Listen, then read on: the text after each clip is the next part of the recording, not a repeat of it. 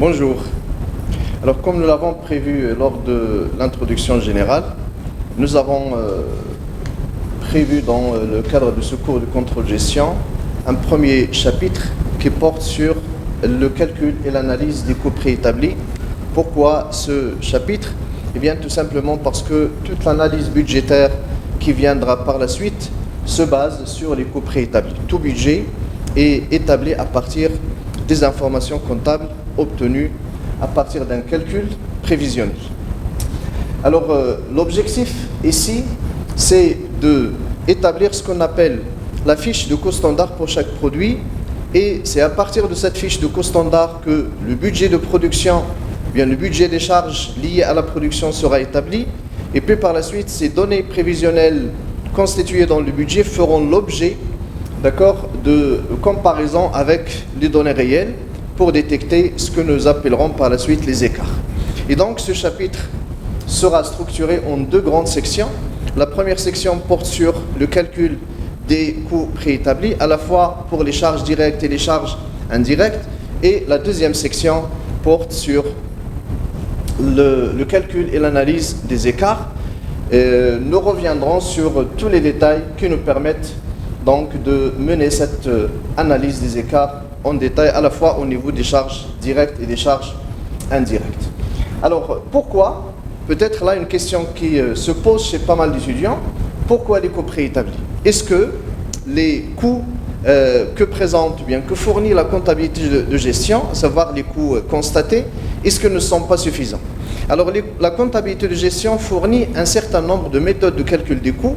Cependant, tous les coûts historiques ou bien les coûts calculés a posteriori ne permettent pas d'évaluer le degré de réalisation d'un objectif, parce que le projecteur il est mis sur le passé et on ne cherche qu'à évaluer les consommations, je dirais, passées. Par contre, pour une gestion prévisionnelle et dans la perspective d'un contrôle des ressources consommées, nous avons besoin des normes de référence. Ces normes de référence seront la base pour toute évaluation des résultats. Eh bien, les coûts préétablis se présentent ici comme ces normes de référence. Alors, l'exercice du contrôle des résultats nécessite, comme nous l'avons dit à plusieurs reprises, la définition des normes de référence. Alors, ces normes de référence, ce sont les coûts standards. Les coûts standards ici, puisque nous sommes dans la logique des coûts, sinon c'est les prévisions de chiffre d'affaires, les prévisions de vente, les prévisions de trésorerie, et ainsi de suite. Les coûts préétablis sont donc assimilés à des coûts calculés par avance, et puisqu'ils sont calculés par avance pour des conditions que nous appellerons tout au long de ce chapitre des conditions normales de production, eh bien ils constituent un système de référence, c'est-à-dire un ensemble de normes, de standards à respecter au niveau de la production. La comparaison des valeurs réalisées, c'est-à-dire les coûts constatés par la suite, à ces coûts préétablis, permet de constater ce qu'on appelle des écarts, l'objet de la deuxième section. L'analyse ne se limite pas à ce niveau-là. Un écart anormalement important appelle un certain nombre de mesures correctives, et de cette façon, nous aurons mis au sein de l'organisation un système de régulation qui permet de faire revenir l'organisation, à chaque fois qu'on s'éloigne de l'objectif, de la faire revenir vers l'objectif, c'est-à-dire le coût ou bien le résultat fixé au départ. Alors les coûts préétablis sont donc, nous les appellerons des normes de référence, des standards. Nous reviendrons sur le vocabulaire par la suite, avec en présence des coûts constatés, c'est-à-dire les coûts réellement supportés par l'entreprise. Et donc nous avons ici deux moments de calcul. Les coûts préétablis sont calculés a priori, c'est-à-dire avant de mettre la main à la pâte, c'est-à-dire avant de produire, c'est des prévisions. Et nous avons les coûts constatés, ce sont les consommations réelles de fin de période. La comparaison de ces deux éléments-là conduit à ce qu'on appelle le calcul des écarts sur coût. Ici, nous avons essentiellement les écarts sur coût parce que nous sommes dans l'optique production, et dans l'optique production, les centres de production sont généralement des centres de coûts, et donc on ne parle ici que de coûts. Une fois nous serons au niveau des ventes, là nous serons face à des centres de profit, et là nous changerons de langage, nous parlerons d'écart sur chiffre d'affaires et d'écart sur marge. Alors ces écarts, ils sont soit favorables, c'est-à-dire qu'un écart favorable, c'est un écart qui constate un écart, je dirais, favorable par rapport à un coût préétabli, nous l'appellerons écart favorable sur coût lorsque le coût réel est inférieur au coût prévu. C'est une amélioration du coût. Le cas inverse, c'est le cas des écarts défavorables. L'écart est défavorable lorsque le coût réel dépasse le coût prévu ou bien préétabli, c'est-à-dire une détérioration du coût.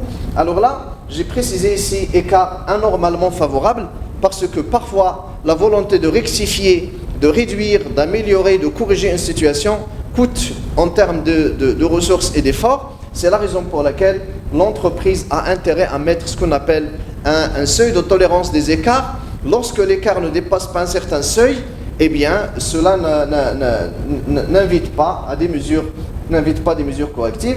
Et lorsque l'écart dépasse un certain seuil, alors dans ce cas, il faut agir, sinon la situation risque de se détériorer.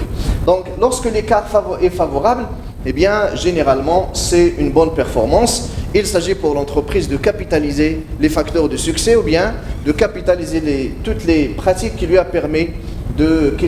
ont permis plutôt d'atteindre cet écart, cette situation favorable.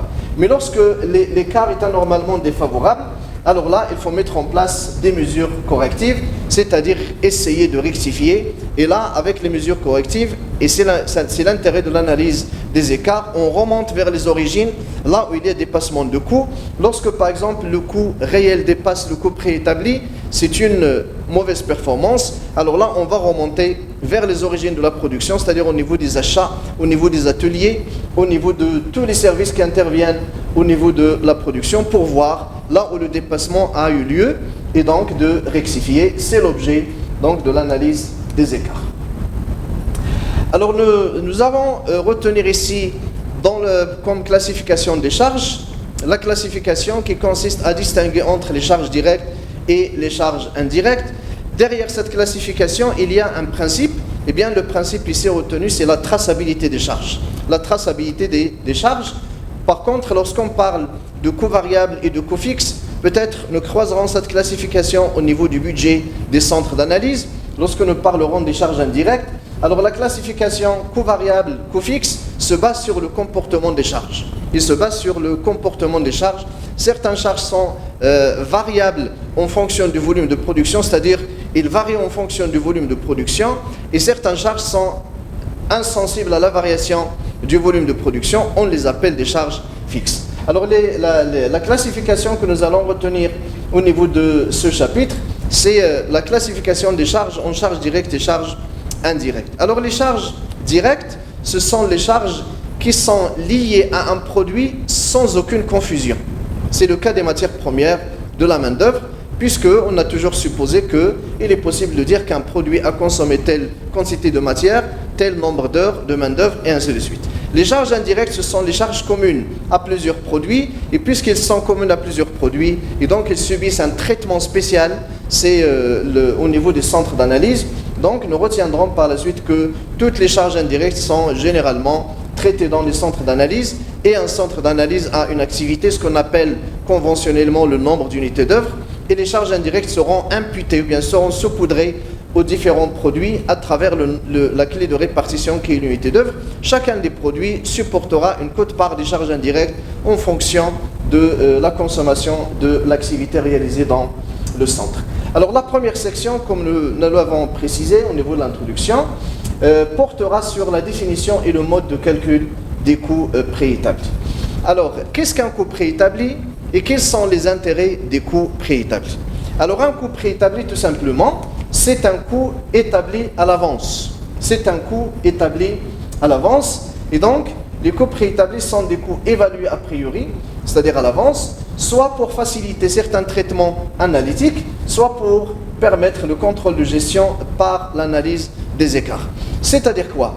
Cette définition indique que les coûts préétablis peuvent être utilisés de façon isolée pour faciliter certains traitements analytiques, pour savoir donc ce qu'on peut consommer ou bien ce qui est probablement consommable au niveau d'un élément de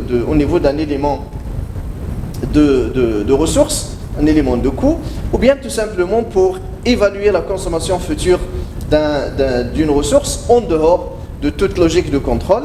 Soit les coûts préétablis sont utilisés dans la perspective de mettre en place un contrôle de gestion par l'analyse des écarts, c'est-à-dire que le calcul des coûts préétablis sera suivi par la suite par la comparaison entre les coûts réels et les coûts constatés, les coûts réels et les coûts préétablis. À quoi servent les coûts préétablis? Alors les coûts préétablis jouent un rôle très important dans la gestion de l'entreprise et donc c'est la base de toute la gestion prévisionnelle. Nous verrons ici quelques intérêts principaux, 3 en fait. Alors les coûts préétablis, c'est le premier intérêt, la première vertu des coûts préétablis, permettent une évaluation rapide de la production obtenue. Ils permettent une évaluation rapide de la production obtenue. Quelle est la valeur de la production? La valeur de la production, c'est le coût unitaire du produit multiplié par la quantité produite. Alors généralement, le calcul d'un coût constaté prend du temps. Il prend du temps et dans certains cas, le dirigeant a besoin d'une information pour prendre une décision, pour se renseigner sur une situation et ainsi de suite, dans le cadre du suivi courant de l'activité de l'entreprise. Et donc, parfois, on a besoin d'évaluer la production réalisée, mais on ne peut pas attendre tous les traitements comptables conséquents, je dirais, de la collecte des informations liées à la consommation des matières premières, à la consommation des heures de main-d'œuvre, à la consommation des unités dans les différents centres. Tout cela peut prendre du temps et si le dirigeant a besoin d'une information rapide, eh bien, il ne peut utiliser que la formule valeur de la production est égale coût unitaire préétabli fois la quantité produite. Alors, j'essaierai d'illustrer cela à travers un petit exemple. Alors, l'objet, bien la finalité de tout le travail d'établissement des coûts préétablis, c'est l'élaboration de la fiche du coût standard du produit. La fiche du coût standard du produit. C'est la finalité. Donc, au bout de la première section, nous devons pouvoir établir la fiche de coût standard du produit. Alors, qu'est-ce qu'il y a dans cette fiche?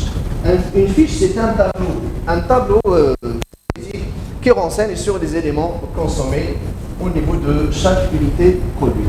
Alors, le tableau se présente, c'est un tableau classique. On n'a pas encore trouvé mieux. Un tableau classique où nous mettrons les éléments, les quantités, les prix unitaires et les valeurs.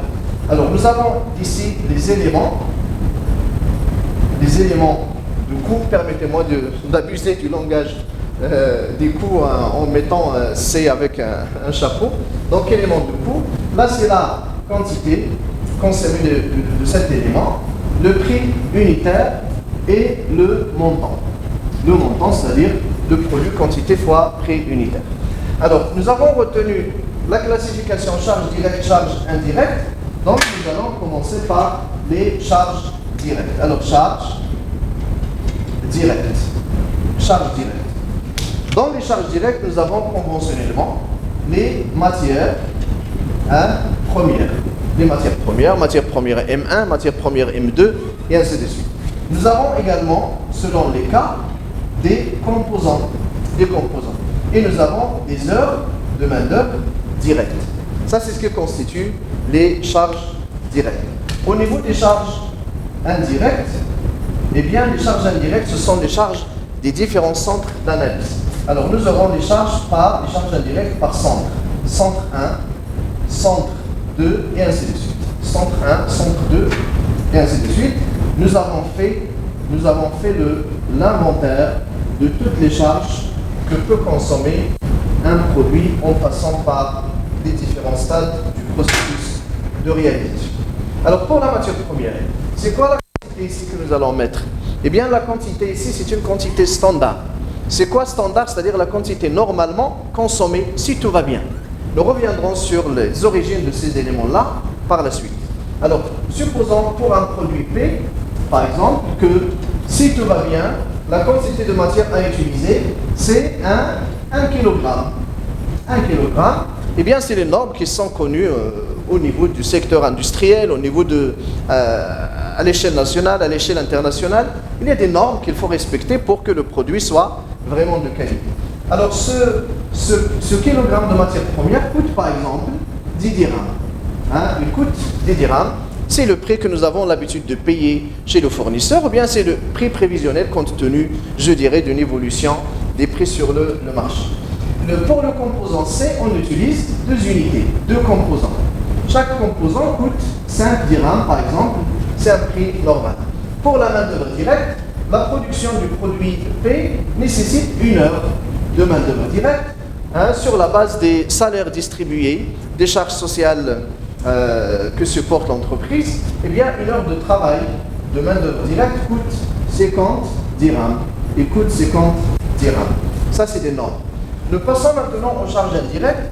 Au niveau du centre 1, pour chaque centre, nous reviendrons sur cela par la suite. Chaque centre est caractérisé par une activité. Ce qui se fait dans le centre approvisionnement, qu'est-ce qu'on fait dans le centre approvisionnement? Eh bien, on achète les matières premières et les composants. C'est la raison pour laquelle l'activité mesurée en unité d'œuvre au niveau d'un centre d'analyse, si vous l'avez remarqué, eh bien, on trouve soit 1 dirham d'achat, soit 1 kilogramme acheté, soit nombre de composants achetés. On ne met pas 1 dirham de vente parce qu'on ne vend pas au niveau des approvisionnements, on ne fait qu'acheter. Dans un centre atelier 1, on met soit 1 heure de main-d'œuvre directe, soit 1 heure machine, soit un composant utilisé. Et donc, chaque centre a son activité propre à lui, et cette activité est mesurée en unité d'œuvre. Alors, supposons que lorsque le produit P passe par le centre 1, il consomme 0,5 heures de main-d'œuvre directe, puisqu'on a retenu ici l'unité d'œuvre, c'est l'heure de main-d'œuvre. Chaque heure de main-d'œuvre directe coûte 30 dirhams en termes de charge indirecte. En termes de charge indirecte, 30 dirhams ici, c'est le coût de l'unité d'œuvre que vous avez l'habitude de calculer au niveau de tableau de répartition des charges indirectes. J'ai dit au niveau de la production générale que l'un des prérequis importants du contrôle de gestion, c'est la comptabilité de gestion, c'est la comptabilité analytique. Je vous invite donc à revenir sur le cours de S3 avec toutes les méthodes de calcul des coûts, à la fois les méthodes de coûts complets et les méthodes de coûts partiels, parce que nous n'aurons pas le temps de revenir sur un certain nombre de principes de traitement comptable déjà vus au niveau de S3. Dans le centre 2, par exemple, un centre fabrication, alors là, l'unité d'œuvre, c'est heure machine. Alors le produit consomme, il passe par la machine pendant je dirais, un quart d'heure, et donc on aura 0,25 heures. Chaque heure machine coûte 40 dirhams. Voilà tous les éléments. Nous avons simplifié ici tous les éléments qui sont consommés par un produit. Donc la fiche ici, c'est comme une pièce d'identité du produit, pièce d'identité au niveau des charges. Il renseigne sur les consommations du produit. Alors, 1 kg à 10 dirhams, donc le montant c'est 10 dirhams. 2 composants à 5, c'est 10. 1 dirham à 50, 1 heure à 50 dirhams, c'est 50. 0,5 heures à 30 dirhams, c'est 15. 0,25 heures à 40 dirhams, c'est 10. Voilà le coût par élément. Élément par élément. Donc l'élément ici, c'est la matière première, c'est le composant, c'est l'heure de main-d'œuvre. Et les autres éléments de charge indirecte, c'est le centre 1, le centre 2 et le centre 3. Alors maintenant, nous allons faire le cumul des charges consommées par le produit. Nous n'avons pas intérêt à calculer la quantité, mais le coût ici, ça n'a pas d'importance, puisque déjà le montant, c'est un coût unitaire. Donc 10 et 10, c'est 20, et 50, 70. 70 plus 15, 85, plus 10, 95. Voilà, 95, si je ne me trompe pas. 25, 75, et puis 95. Alors 95, c'est quoi? C'est le coût standard. C'est le coût unitaire standard du produit. Supposons maintenant que pendant un mois, la quantité que nous avons produite ou bien la quantité que nous voulons produire, ça dépend. Parce que lorsqu'on valorise, on valorise après ou avant. Alors après, la quantité est égale à, par exemple, 1000 unités du produit P. Quel est le total des charges que l'entreprise doit supporter? Eh bien, tout simplement, on multiplie le coût d'un produit par la quantité. Et donc, le coût total serait de combien? De 1000 produits P fois 95 dirhams, c'est-à-dire 95 000 dirhams. Et nous avons valorisé rapidement. C'est une valorisation globale au niveau de la quantité produite. Sinon, on peut même valoriser les consommations au niveau de chaque élément. Combien nous consommerons de matières premières pour cette production? Il suffit de multiplier par 1000 ici. Donc 10 fois 1000. nous avons besoin de 10 000 dirhams pour les matières premières.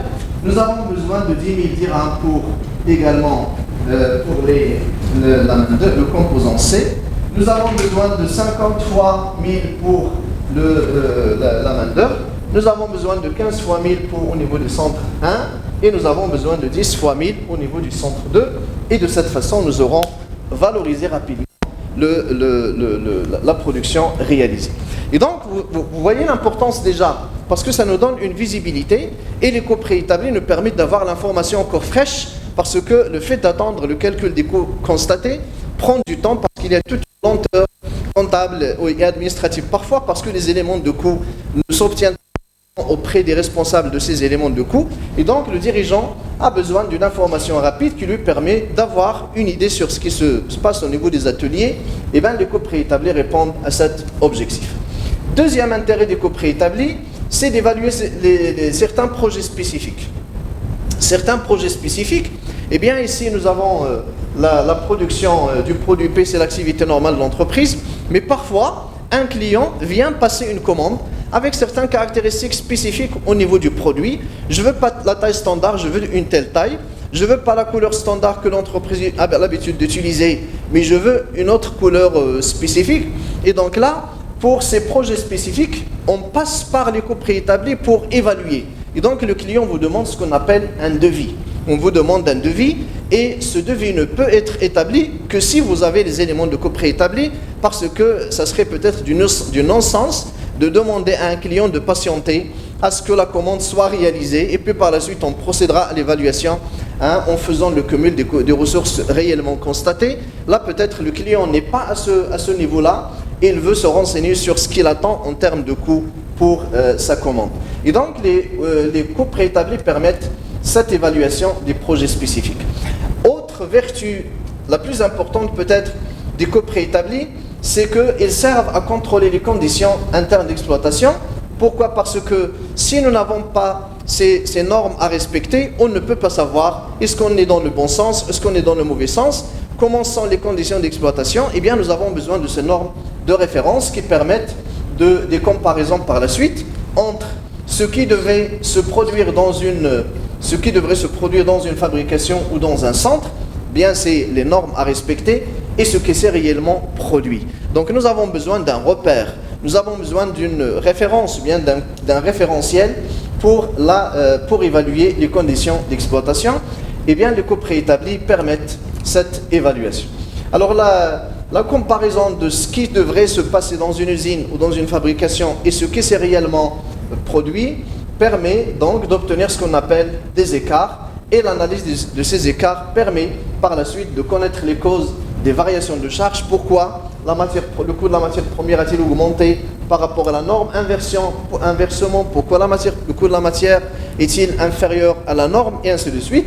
Donc cette comparaison des coûts préétablis et des coûts réellement supportés permet de connaître les causes des variations des charges, à la fois directes et indirectes, mais également de prendre des décisions correctes, c'est-à-dire maintenir une manière de production, la capitaliser, la modifier, l'améliorer, changer carrément de mode de production et ainsi de suite. Cela est possible grâce à la présence des coûts préétablis. Et donc, en conséquence, les coûts préétablis constituent un instrument de gestion de l'entreprise par ce qu'on appelle la méthode des exceptions. C'est quoi la méthode des exceptions? Eh bien, j'ai parlé au niveau de l'introduction générale quand je présentais le contrôle de gestion et j'avais essayé de le situer par rapport aux autres contrôles, le contrôle stratégique essentiellement. Nous avons dit que, de façon caricaturale, que la direction générale est placée au 10e étage du bâtiment et que les opérations se déroulent au niveau du rez-de-chaussée, ce n'est au niveau du sous-sol, eh bien, il y a toute une distance entre la direction générale et les opérationnels au niveau des centres de réalisation du produit. Alors là, la direction générale, elle n'a pas le temps. Et d'ailleurs, la direction générale, elle n'est pas faite pour passer du temps dans les ateliers. Elle est faite pour passer du temps à réfléchir sur les programmes, les plans de développement et de croissance de l'entreprise. La direction s'occupe de la stratégie. Et la stratégie porte sur les relations avec les marchés, les fournisseurs, les clients, et ainsi de suite. Et donc, il n'a pas le temps à perdre, à contrôler les activités courantes. Donc, on suppose que tout va bien, sauf si les écarts sont anormalement défavorables, puisqu'on a responsabilisé, et le contrôle de gestion se base sur l'hypothèse de responsabilisation. On a responsabilisé les personnes, il y a un responsable approvisionnement, il y a un responsable technique, il y a un responsable distribution, et donc on suppose que ces responsables ont bien compris les objectifs qui leur sont assignés et qu'ils sont à même de veiller sur le respect de ces objectifs. C'est la raison pour laquelle la direction générale peut être absente. Il peut être absente au niveau des ateliers. Quand est-ce qu'il doit être présente? Lorsque le retour d'information, le feedback, c'est-à-dire à la fin de la période, lorsqu'on lui restitue les données comptables et financières sur les consommations de la période, et dans ce cas, la direction générale, en procédant à la comparaison entre, c'est pas elle qui va faire la comparaison, c'est le contrôleur de gestion. Le contrôleur de gestion mettra à la disposition de la direction générale un rapport sur l'évolution des charges. Si les écarts sont anormalement défavorables, eh bien la direction générale elle est appelée à agir par force au niveau des ateliers pour rectifier ce qu'on peut rectifier, mais la direction n'intervient dans les centres de réalisation de la production, bien de la valeur de façon générale, qu'exceptionnellement lorsque les coûts sont anormalement, je dirais, les coûts dépassent les normes. Donc la direction générale n'intervient dans l'exploitation que dans la mesure où l'analyse met en évidence des écarts anormalement importants. Sinon, on suppose que les responsables sont à même de veiller sur le respect des normes, je dirais, préétablies.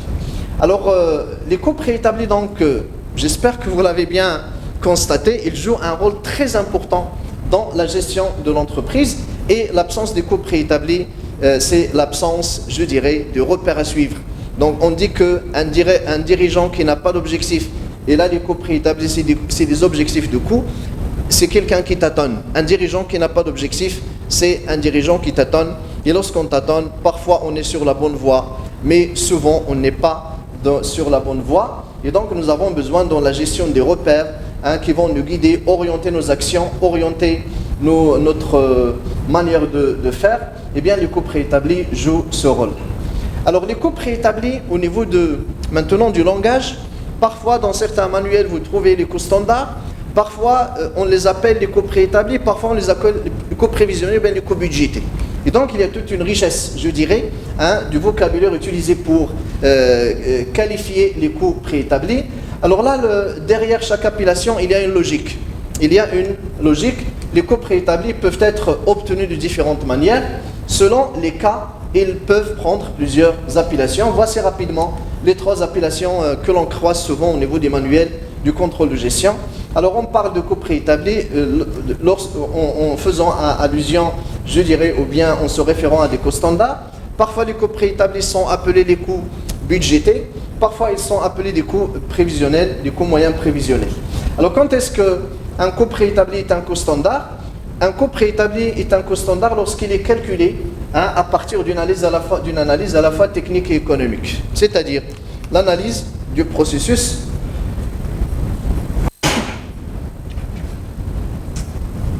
excusez-moi. Donc le coût préétabli est un coût standard lorsqu'il est calculé à partir d'une analyse à la fois technique et économique du processus de production. Technique, c'est-à-dire au niveau des quantités standards et des normes à respecter, et économique au niveau des prix qui vont valoriser les quantités. Le coût standard présente généralement le caractère d'une norme. Alors au niveau du coût standard également, nous avons plusieurs niveaux de coût standard. Il y a des coûts standards qui tolèrent un certain dépassement. Il y a des coûts standards qui sont très sévères dans la mesure où ils sont établis dans des conditions très strictes de fabrication, ainsi de suite. Nous ne voyons pas d'utilité d'entrer dans ces détails. Peut-être au niveau d'un cours de master, nous reviendrons sur les détails par la suite. Le coût préétabli peut s'appeler également un coût budgété lorsqu'il est obtenu à partir d'un budget d'exploitation établi à l'avance pour une certaine période. Alors là, j'attire votre attention sur cette relation dialogique entre le coût préétabli et le budget. Alors généralement, et là, pour ne pas entrer dans une certaine contradiction, nous avons dit que les budgets que nous verrons à partir du chapitre 2 de ce cours sont établis à partir des coûts préétablis.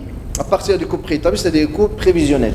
Mais parfois, et là je fais allusion à différents contextes, bien des contextes spécifiques, c'est le cas d'une organisation publique où les coûts préétablis sont obtenus à partir d'un budget établi à l'avance. Qu'elle a établi, c'est peut-être l'autorité de tutelle.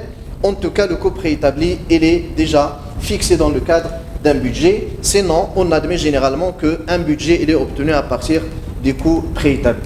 Troisième appellation des coûts préétablis que l'on peut retrouver, c'est le coût moyen prévisionnel. Quand est-ce qu'un coût préétabli est un coût moyen prévisionnel? Lorsque les éléments de coût sont dégagés des périodes comptables antérieures. Eh bien, tout simplement, on a souvent supposé que le présent, c'est la continuité du passé, et le futur, c'est le prolongement du présent. Et donc, le futur, c'est les prévisions, c'est du coût préétabli, ils peuvent être obtenus à partir des données comptables antérieures. Nous avons l'habitude d'acheter la matière M à 10 dirhams, à 11 dirhams, à 12, eh bien on prend la moyenne des 3, 10, 12, 11, eh bien on prend 11. Nous avons l'habitude de consommer, comme dans le cas ici de la fiche de coût standard du produit P, 1 kg, 1,5, 1,25, eh bien on prend la moyenne, et dans ce cas, le coût préétabli est obtenu à partir des éléments fournis, je dirais, à partir des données comptables antérieures. Comment se fait le calcul des coûts préétablis? Comment se fait le calcul des coûts préétablis? Alors le calcul des coûts préétablis n'est pas différent du calcul des coûts constatés. Qu'est-ce qu'il y a dans un coût constaté? Il y a, selon la typologie que nous avons retenue tout à l'heure des charges, un coût constaté, un coût réel est constitué d'un coût direct et d'un coût indirect. Et donc de la même façon ici, nous allons considérer que le coût préétabli est constitué des charges directes et des charges indirectes. Et donc, les coûts préétablis seront élaborés, comme vous le verrez par la suite, seront élaborés de la même façon que les coûts constatés, et ils comprendront à la fois les charges directes. Conventionnellement, on a retenu comme élément de charge directe les matières et la main-d'œuvre, et ils sont constitués également des charges indirectes des centres. Alors nous avons les charges, en retenant cette classification, les charges directes et les charges indirectes. Les charges conventionnellement, c'est la matière et la main-d'œuvre. Alors là, cette classification, il est à prendre avec beaucoup de prudence, parce qu'aujourd'hui, la main-d'œuvre n'est pas rémunérée à la pièce ou à l'heure, mais elle est rémunérée par un salaire fixe, et donc les salaires sont mensualisés.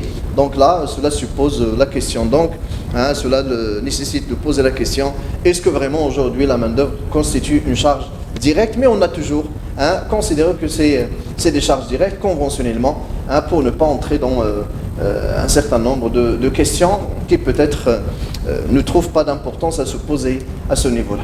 Les charges indirectes, ce sont tout simplement les autres charges que vous trouvez dans les centres d'analyse. Alors, comment se fait le calcul du coût préétabli de la matière première? Bien, alors j'ai dit, nous allons retenir ici la classification des charges en charges directes et charges indirectes. Les charges directes, c'est la matière première et la main-d'œuvre. Les charges indirectes, ce sont les autres charges des centres.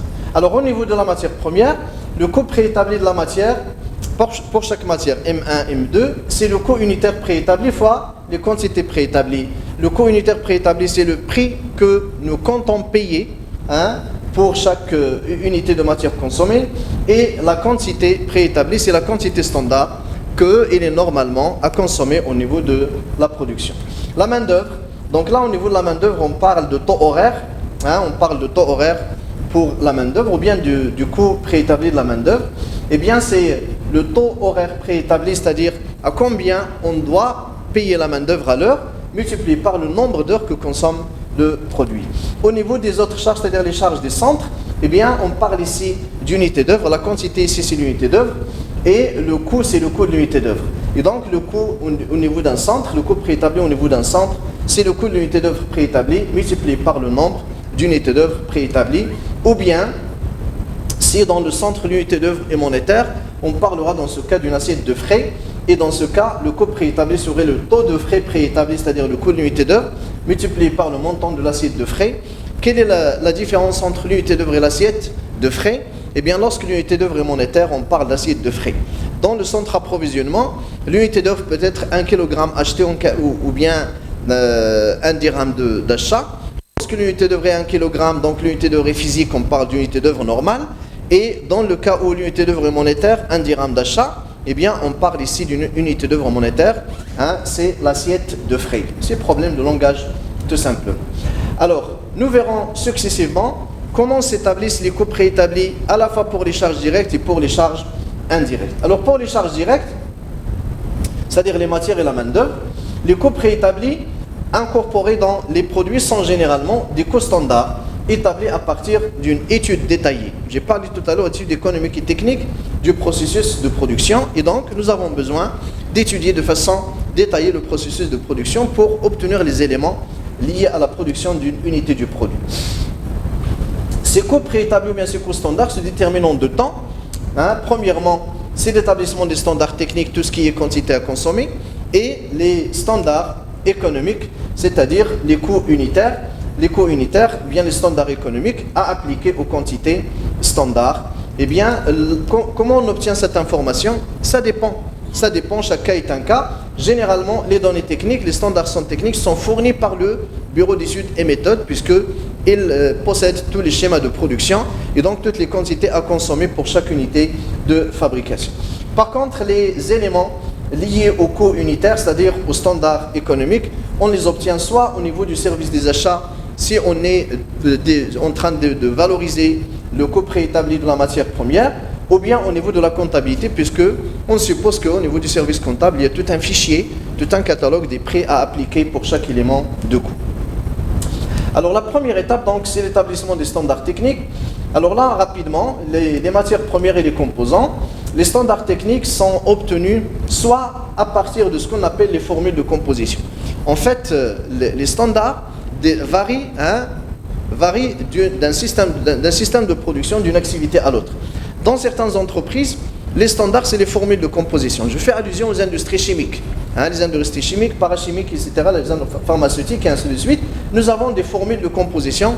Pour obtenir un produit, il faut mélanger telle dose du produit A, bien de la matière A, de la matière B, du composant C, et ainsi de suite.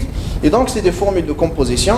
Ces formules de composition déterminent le dosage des matières à mettre en œuvre, le rendement des produits à obtenir, et ainsi de suite. Soit, dans certaines industries où la production se fait par des lots isolés, donc on parle de nomenclature, et la nomenclature d'un produit, vous aurez le temps de, si vous n'avez pas encore découvert ce concept, de découvrir ce concept de nomenclature au niveau du management industriel et logistique. Alors la nomenclature d'un produit définit les pièces à fabriquer, les matières à employer, les quantités à mettre en œuvre, et ainsi de suite. C'est le cas par exemple au niveau de la confection. Excusez-moi pour cet exemple, c'est l'exemple le plus rapide et le plus simple. Dans le cas de la confection, si l'entreprise produit une chemise, alors quels sont les composants qui entrent dans la chemise? Il y a le tissu, le fil, les boutons. Donc une chemise taille standard nécessite par exemple 1 mètre de tissu ou bien 1,5 de tissu, nécessite pas combien, une trentaine de mètres linéaires de fil et une dizaine ou une quinzaine de boutons. Donc là c'est la nomenclature. À partir de là, on peut donc établir les quantités standards. Et si demain on a consommé 2 mètres de tissu au lieu de 1,5, c'est-à-dire qu'on a dépassé la norme de 0,5 mètres, eh bien il faut se poser la question aux responsables techniques pour, je dirais, renseigner sur les causes de ce dépassement. Pour la main-d'œuvre, les standards de temps sont établis à partir d'une analyse du travail. Eh bien, c'est tout simplement, c'est le chronométrage. Là, dans certaines entreprises, si vous avez été une fois dans une entreprise, votre curiosité vous conduit à se poser la question comment on détermine le temps standard de fabrication. Eh bien, les dirigeants vous diront tout de suite qu'il s'agit de chronométrer le temps de fabrication. Il s'agit de suivre les différentes étapes réalisées par un ouvrier dans la réalisation du produit, et les standards de temps seront obtenus à partir de cette analyse du travail.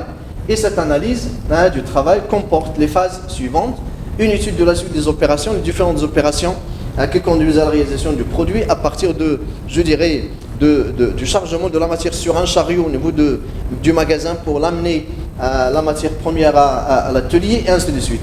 La qualification de l'ouvrier employé, là encore faites attention, si vous êtes appelé à établir le standard de temps, il faudrait veiller sur le choix de l'ouvrier à chronométrer. Si l'ouvrier est rapide, il est encore jeune, il est rodé, le temps serait très réduit, chose qui rendra le rendement réel un peu difficile à s'aligner sur le rendement standard. Si vous avez choisi quelqu'un qui est déjà proche de la retraite, il a déjà passé plusieurs années dans l'usine, il a une certaine lenteur à bouger, à travailler, le temps standard risque d'être élevé et le rendement par la suite risque d'être favorable au rendement réel.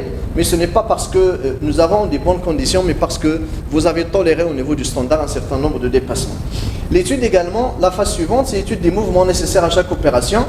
Pour chaque opération, on calcule le temps théorique pour chaque opération. Première opération 15 minutes, deuxième opération 10 minutes, et ainsi de suite, et on fait la somme. Hein, et le temps standard sera par la suite le cumul de ces temps, le temps de théorie de l'opération, plus le temps de mise en train. Le temps de mise en train, c'est le temps de... Vous êtes en train de chauffer la machine, de l'entretenir, de placer un certain nombre de moules, ce qu'on appelle les têtes entre guillemets sur la machine. Tout ce temps-là, il est nécessaire pour préparer la fabrication d'un lot. Eh bien, ce temps doit être divisé sur la taille du lot pour obtenir la part de chaque unité fabriquée. Plus, troisième chose, le temps de repos physique nécessaire après chaque effort. Pourquoi? Parce que les ouvriers ne sont pas des machines, l'homme a besoin d'un temps de repos. Après chaque effort, il a besoin de quelques minutes pour respirer, pour se reposer. Ce temps doit également faire partie du temps standard. Pour les coûts et les prix standards, eh bien tout simplement, ça dépend. La source d'information, il peut être soit, comme je viens de dire, le service des achats, soit la comptabilité, soit autre, en fonction de l'élément de coût que vous cherchez à évaluer. Le prix standard d'une matière peut être soit le prix de la dernière période, compte tenu des frais d'achat, soit un prix prévisionnel tenant compte de la conjoncture. Donc le prix qui valorise les consommations standards de la matière, il peut être soit le prix de la dernière période, puisqu'on a l'habitude d'acheter le mois prochain, on achètera au même prix que la période que le mois précédent, soit c'est les prix, le fournisseur nous a par exemple averti que prochainement il y aurait augmentation des prix de 5% ou de 10%, et bien là, à titre de prudence, pour ne pas avoir des références un peu, je dirais, non rigoureuses par la suite, il s'agit de prendre en considération cette évolution. Pour la main-d'œuvre, eh bien la main-d'œuvre ici, c'est le taux de chaque heure de travail. J'attire votre attention sur le fait que lorsqu'on parle du temps de main-d'œuvre, eh bien c'est un temps de production et non pas un temps de présence. Dans la mesure où aujourd'hui, les entreprises payent la main-d'œuvre sur la base du temps de présence. Vous êtes présent 35 heures par semaine, eh bien vous êtes payé sur la base de ce temps de présence. Mais quand vous êtes présent au niveau de l'entreprise, est-ce que vous êtes productif? Bien sûr que non. Généralement, dans les entreprises qui marchent bien, le temps de production ne représente que 80-90% du temps de présence, c'est-à-dire que les 20% du temps de présence, c'est des temps improductifs.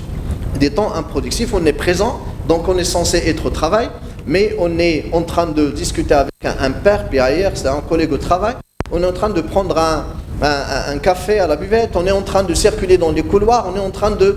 et ainsi de suite. Tout cela, c'est des temps morts, des temps improductifs. Et donc, il s'agit pour la main-d'œuvre de calculer un temps annuel de production. Un temps annuel de production. Généralement, on vous fournit donc un pourcentage à 80%, 85, 90, et ainsi de suite. Sinon, on peut aller du temps de présence jusqu'au temps de production en éliminant un certain nombre de temps improductifs, mais qui font partie quand même, je dirais, du travail normal de l'ouvrier. C'est le cas de l'entretien de la machine, c'est le cas du chargement de la machine, c'est le cas du nettoyage et ainsi de suite. Tous ces moments-là, toutes ces opérations sont indispensables à la production, mais ils ne donnent pas lieu à la production. Et donc, généralement, le temps de production, il est inférieur au temps de présence. Autre étape, c'est une fois que vous avez calculé le temps annuel de production, il vous appartient de calculer les charges et les salaires annuels. La masse salariale plus d'autres charges, à la charge de l'ouvrier, à la charge de l'entreprise. Eh bien, tous ces éléments-là doivent faire partie de l'évaluation du coût de la main-d'œuvre. Il suffit de diviser ce coût annuel par le temps annuel de production pour obtenir le coût d'une heure. Alors, une fois donc vous avez obtenu et établi les standards de charge directe, eh bien la deuxième étape qui ne manque pas de difficulté, c'est l'établissement des standards de charge indirecte. Eh bien, c'est ce que nous allons voir dans la séquence prochaine. Je vous remercie pour votre attention et je vous donne rendez-vous dans quelques instants. Merci.